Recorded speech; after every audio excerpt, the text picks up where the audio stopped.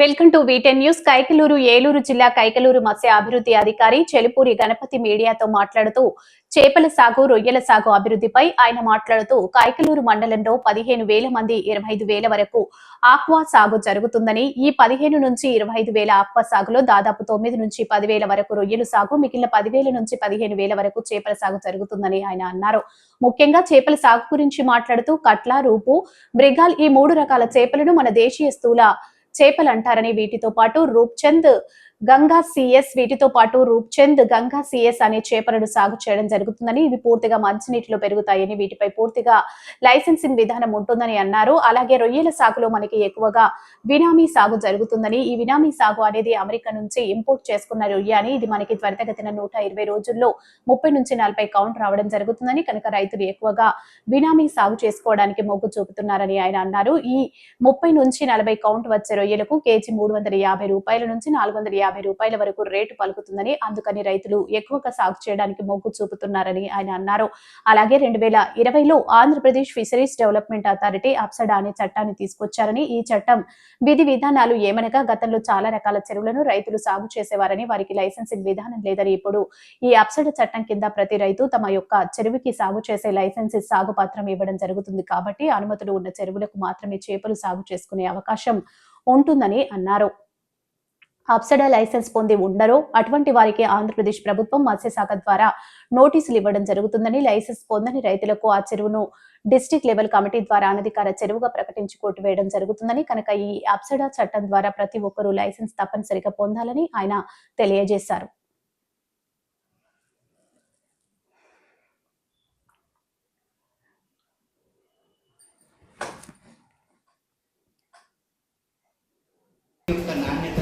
మన యొక్క ప్రభుత్వం మత్స్య ల్యాబ్ రెండు కనుక వాళ్ళు పరీక్షించుకొని, వారం కాకపోయినా కనీసం నెలకు ఒకసారి కనుక వాళ్ళ యొక్క నీటిని పరీక్షించుకొని నీటి యాజమాన్య పద్ధతులు కనుక పాటించినట్లయితే వాళ్ళ యొక్క వ్యాధులను నివారించుకొని వాళ్ళ యొక్క చేపల సాగును అధిక దిగుబడి వచ్చే విధంగా వాళ్ళు చేసుకోవడానికి వీలుగా ఉంటుంది.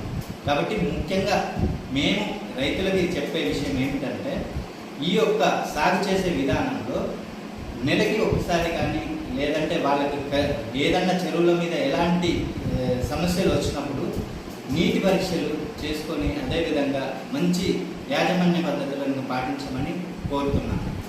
అలాంటి యాజమాన్య పద్ధతులు ముఖ్యంగా మంచి నీటి యాజమాన్య పద్ధతులు, మేత, మంచి ప్రోటీన్ పర్సెంట్ ఉన్న మంచి మేత, అదేవిధంగా మంచి ఫ్యాట్ పర్సెంట్ ఉన్న మంచి మేతను కనుక వాళ్ళు మేతలో కూడా యాజమాన్య పద్ధతులు పాటించాలి.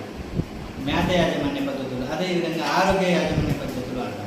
ఆరోగ్య యాజమాన్య పద్ధతులు అనగా మనం చేప యొక్క పిల్లలు వేసేటప్పుడు అది ఆరోగ్యంగా ఉందా లేదా అనేది ఒక రకమైన మనం పరీక్షలు చేయడం అనేది జరుగుతుంది. కాబట్టి ఈ ఆరోగ్యవంతమైన తల్లి చేపలని కానీ, ఆరోగ్యవంతమైన పిల్ల చేపలని కానీ మన యొక్క చెరువునందు కనుక మనం వేసుకున్నట్లయితే వాటికి రాబోయే రోజులలో మంచి ఆరోగ్యం, మంచి పెరుగుదల ఉండడం అనేది జరుగుతుంది.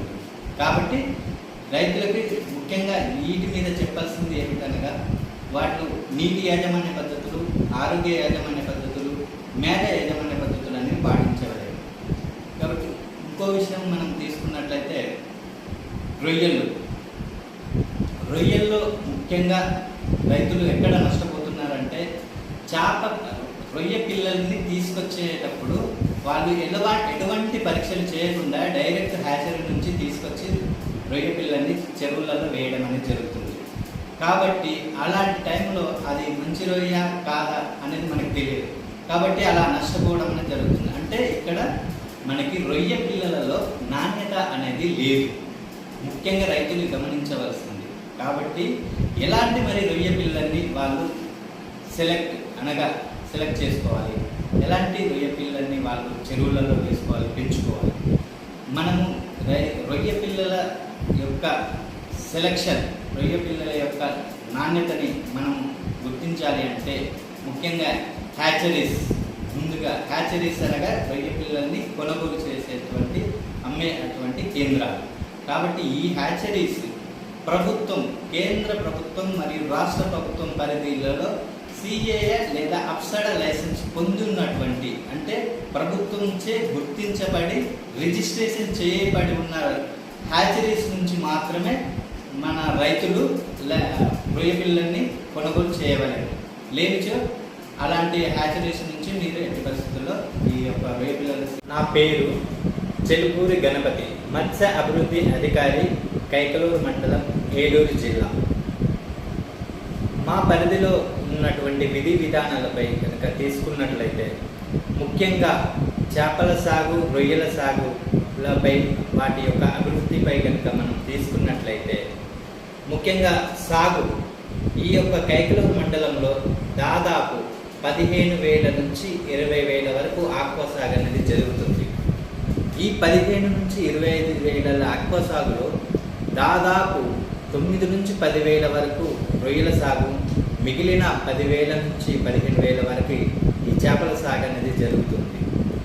ముఖ్యంగా చేపల సాగులు కనుక తీసుకున్నట్లయితే ఎటువంటి జలచరాలు చేస్తారో ముఖ్యంగా కనుక మనం తీసుకున్నట్లయితే చేపల్లో కట్ల, రోహు, మృగాల ఈ 3 రకాల చేపల్ని మన దేశీయ స్థూల చేపలు అని అంటారు. ఇదే విధంగా వీటితో పాటు మనకి రూప్చంద్ అనే చేపలు, అదేవిధంగా కొన్ని చోట్ల పంగాసియస్ అనే చేపలు చేయడం అనేది జరుగుతుంది. వీటిపై పూర్తిగా లైసెన్సింగ్ విధానం అనేది ఉంటుంది. అదేవిధంగా రొయ్యల సాగులో కనుక తీసుకున్నట్లయితే మనకి వింటూనే ఉన్నాం, ఈ వెనామీ సాగు అనేది జరుగుతుంది. కాబట్టి ఈ వెనామీ అనేది మనం అమెరికా నుంచి ఇంపోర్ట్ చేసుకున్న రొయ్య. ఇది ఏమిటనగా ఇది మనకి తొలితగలిగిన దాదాపు 120 రోజులలో మనకి 30 నుంచి 40 కౌంట్ అనేది రావడం జరుగుతుంది. కాబట్టి ఇది చాలా త్వరగా పెరుగుతుంది. కాబట్టి దీన్ని రైతులు ఎక్కువగా కల్చర్ చేయడానికి, ఎక్కువగా సాగు చేయడానికి మొగ్గు చూపుతున్నారు. అదేవిధంగా దీని యొక్క రేట్లు కనుక తీసుకున్నట్లయితే దాదాపు 30 నుంచి 40 కౌంట్ రొయ్యలకి దాదాపు 350 నుంచి 450 వరకు రేట్ అనేది బాగా పలుకుతుంది. కాబట్టి రైతులు ఈ వెనామీ సాగుపై ఎక్కువగా శ్రద్ధ చూపడం, మొగ్గు చూపడం అనేది జరుగుతుంది.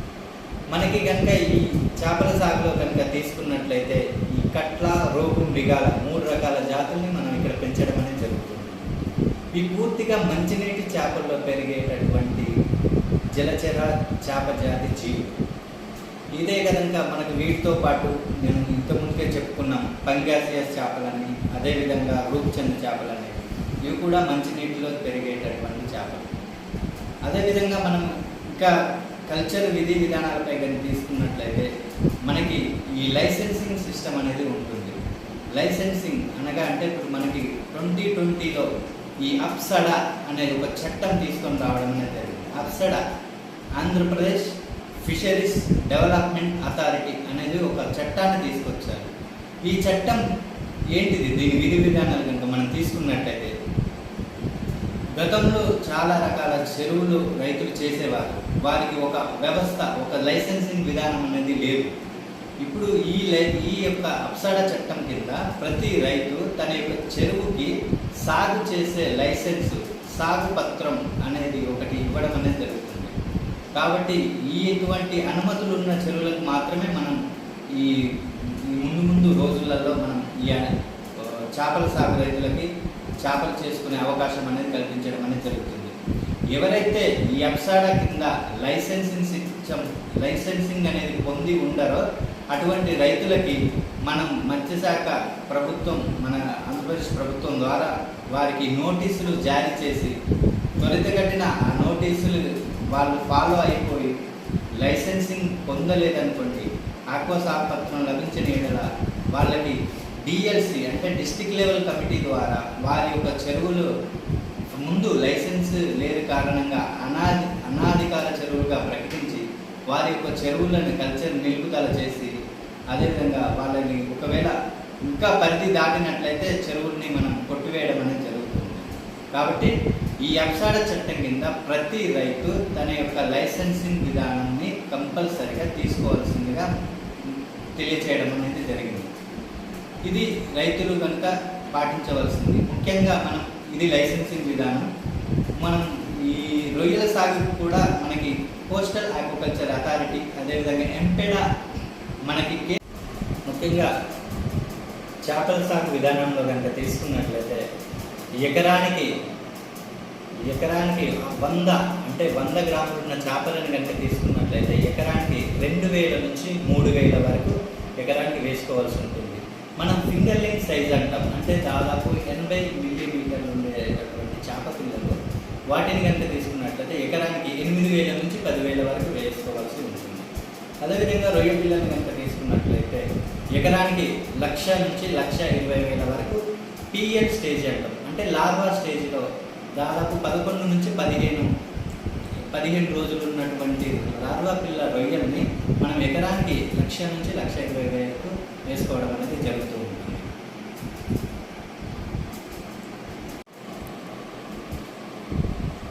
మన యొక్క మత్స్యశాఖ పరిధిలో కనుక తీసుకున్నట్లయితే కైకలూరు, కొల్లేరు మత్స్యకార సంఘాలు దాదాపు 46 నుంచి 50 సొసైటీలు అనేవి ఉన్నాయి. ఈ మత్స్యకార సంఘాల్లో దాదాపు ఒక్కొక్క సొసైటీకి దాదాపు 80 నుంచి 100 మంది, అనగా దాదాపు మనకున్న ఈ 48 సొసైటీలలో దాదాపు 2,000 నుంచి 3,000 మంది మనకి మత్స్యకారులు జీవించడం అనేది జరుగుతుంది. కాబట్టి ఈ మత్స్యకార సంఘాలు మనం పూర్వం వాళ్ళకి జీవనోపాధి కొరకు చెరువులు అనేది ఇవ్వడం అనేది జరిగింది. ఇప్పుడు ఆ చెరువులు దాదాపు ఒక 10 నుంచి 20 సంవత్సరాల నుంచి చెరువులు అనేది కొల్లేరు పరిధిలోకి వెళ్ళిపోయడం అనేది జరిగింది. కాబట్టి వారికి జీవనాభివృద్ధి కోసం మనం ఈ వేట లైసెన్సులు, సాంప్రదాయ వేట చేసుకోవడానికి మనం కొల్లేరులందు వాళ్ళకి లైసెన్సింగ్ విధానం రూపొందించడం అనేది జరిగింది.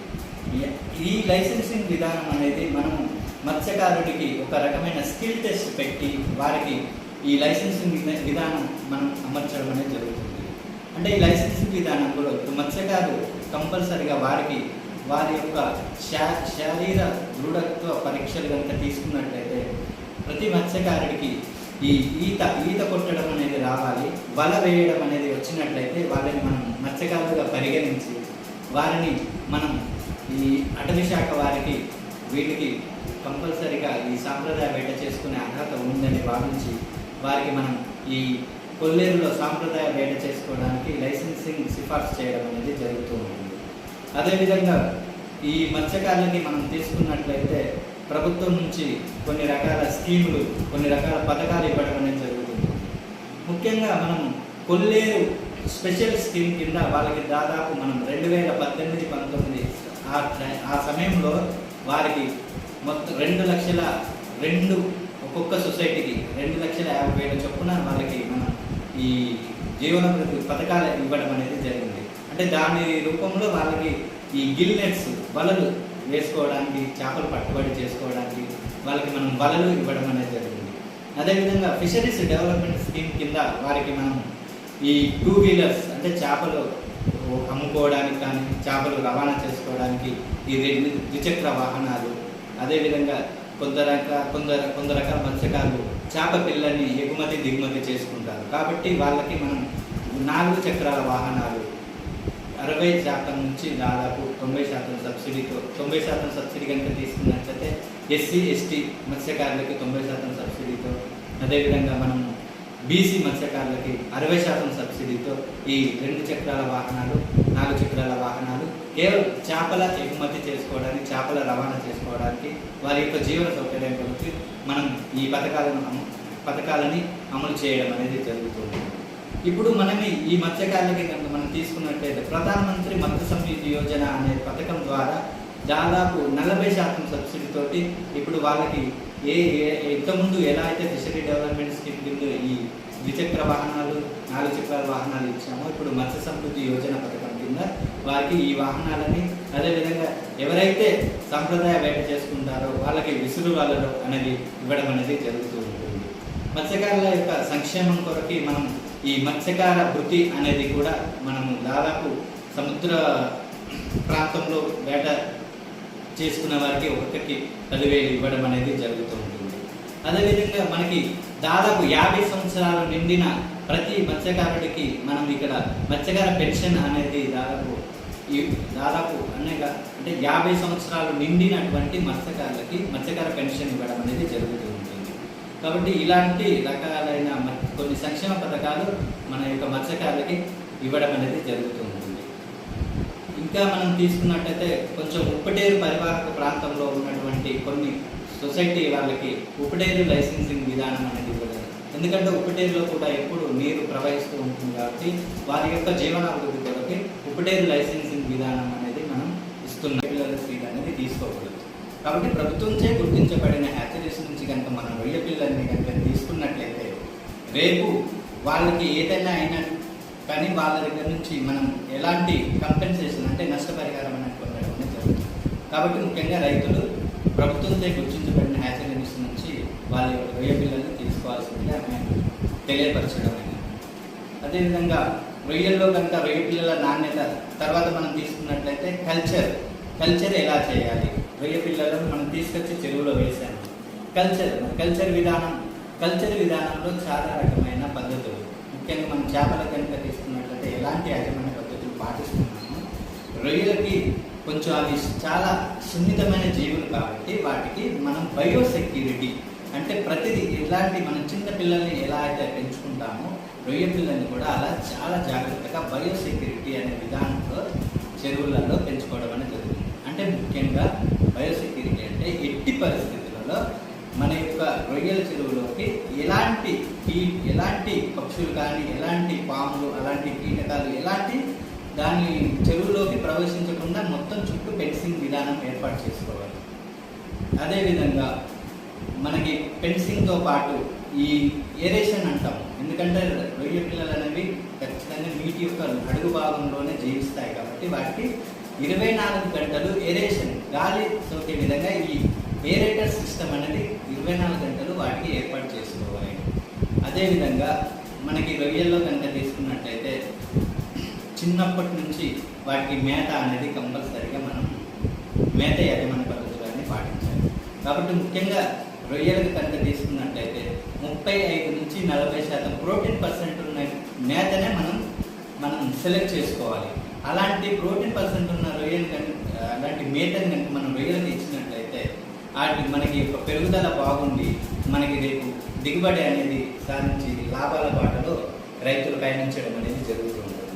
కాబట్టి రొయ్యలు చేసే రైతులు ముఖ్యంగా మేత అనేది కూడా పరీక్షలు చేసుకోవాలి. నీటి యాజమాన్య పద్ధతులలో కనుక తీసుకున్నట్లయితే ప్రతి వారం చేపల్లో నెలకు ఒకసారి చేర్చుకున్నా ఏం కాదు, కానీ రొయ్యల్లో మాత్రం ప్రతి వారం రొయ్యల యొక్క నీటి పరీక్షను కంపల్సరిగా చేసుకొని ప్రతిదీ ఒకసారి వాళ్ళకి ఒక అవగాహన ఉండేలా, అదేవిధంగా నీటి పరీక్షలు ఎలా ఉన్నాయనేది కంపల్సరిగా వాళ్ళు చూసుకున్నట్లయితే వాళ్ళ యొక్క రొయ్యల యొక్క సాగు చాలా బాగుండడం అనేది జరుగుతుంది. కాబట్టి రొయ్యల రైతులు కూడా ఆరోగ్య యాజమాన్య పద్ధతులు, నీటి యాజమాన్య పద్ధతులు, మేత యాజమాన్య పద్ధతులు అనేది తూచా తప్పకుండా పాటించవలసి ఉంటుంది. మనం మన యొక్క కొల్లేరు పరివాహక ప్రాంతంలో ఉన్నటువంటి ప్రజలకి మనం ఇలాంటి పథకాలు ఇవ్వడం అనేది జరుగుతుంది. ఇక మన కొల్లేరు పరిధి కనుక తీసుకున్నట్లయితే దాదాపు 2 లక్షల ఎకరాల వరకు మనకి కొల్లేరు అనేది దాదాపు 7 నుంచి 8 మండలాల పరిధిలలో ఈ కొల్లేరు ప్రవహించడం అనేది జరుగుతూ ఉంటుంది. ముఖ్యంగా మనం కైకలూరు పరిధిలో కనుక తీసుకున్నట్లయితే దాదాపు 15 నుంచి 20 వేల ఎకరాల వరకు ఈ కొల్లేరు విస్తరించి ఉండడం అనేది జరిగింది. గతంలో మనకి ఇది మత్స్యశాఖ పరిధిలో ఉన్నప్పుడు సొసైటీ వాళ్ళు సాగు చేసుకొని ఏదో విధంగా వాళ్ళ యొక్క జీవనాభివృద్ధి సాధించుకునేవారు. కాబట్టి ఇప్పుడు పూర్తిగా అది మన యొక్క కొల్లేరు అనేది పూర్తిగా అటవీ శాఖ పరిగణించబడి అటవీ శాఖ పరిధిలోకి ఇవ్వడం అనేది జరిగింది. అప్పటి నుంచి మన యొక్క మత్స్యకారులకి ఎలాంటి జీవనాభివృద్ధి అనేది కొల్లేరు యొక్క సొసైటీలో కొల్లేరు యొక్క చెరువుల ద్వారా వాళ్ళు ఎలాంటి జీవనోపాధి వారికి లభించి ఉండలేదు. ముఖ్యంగా మనకి ఈ మధ్య కాలంలో మనకి కేంద్ర సాధికారక కమిటీ వారు మన యొక్క ఈ కొల్లేరు నందు పర్యటించడం జరిగింది. కొంతవరకు అనగా ఈ యొక్క సుప్రీంకోర్టు వారి యొక్క సూచనల మేరకు వాళ్ళు కొల్లేరు ప్రాంతంలో పర్యటించడం జరిగింది. వారి యొక్క సూచనల మేరకు వాళ్ళకి ఎలాంటి లైవ్లీహుడ్ అనగా జీవనోపాధి కల్పించాలనే విషయంపై వాళ్ళు ఈ యొక్క కేంద్ర కమిటీ అనేది రావడం అనేది జరిగింది. త్వరలో కేంద్ర కమిటీ వచ్చి ఈ అధ్యయనం చేసి వాళ్ళు త్వరలో మా యొక్క కొల్లేరు సొసైటీలకి ఒక బ్రతుకుబాట కల్పించి వాళ్ళకి త్వరలో ఏదో ఒకటి వాళ్ళకి కల్పిస్తారని మేము ఆశిస్తున్నాం.